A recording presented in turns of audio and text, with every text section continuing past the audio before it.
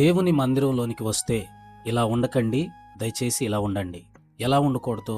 దేవుని మందిరంలోనికి వచ్చిన తర్వాత లోపలికి బయటికి కార్యక్రమం జరుగుతున్నప్పుడు తిరగవద్దు. దేవుని కార్యక్రమాలు జరుగుతున్నప్పుడు లోపల కూర్చుని ఫోన్ చూస్తూ ఉండకండి.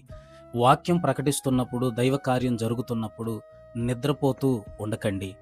దైవ కార్యక్రమాలు జరుగుతూ ఉన్నప్పుడు తోటి వారితో మాట్లాడుతూ ఉండకండి. ఇవన్నీ కూడా దేవుని మందిరంలో అజాగ్రత్తగా ప్రవర్తించే విధానం అని దయచేసి గుర్తించండి. శ్రద్ధ చూపించండి, ఆసక్తి చూపించండి, ఏకీభవించండి. వాక్యం చెబుతున్నప్పుడు ఏం మాట్లాడతాడని ఆశతో ఎదురు చూడండి. పాటలు పాడుతున్నప్పుడు చక్కగా చప్పట్లు కొట్టండి. ఆరాధన చేస్తున్నప్పుడు హృదయాన్ని కుమ్మరించి దేవుణ్ణి స్తుతించటానికి ప్రాణాత్మ దేహాలను ఆరాధనలో దేవునికి అప్పగించండి. ఇలా చేయండి, అలా చేయకండి. కృప మీకు కలుగును గాక.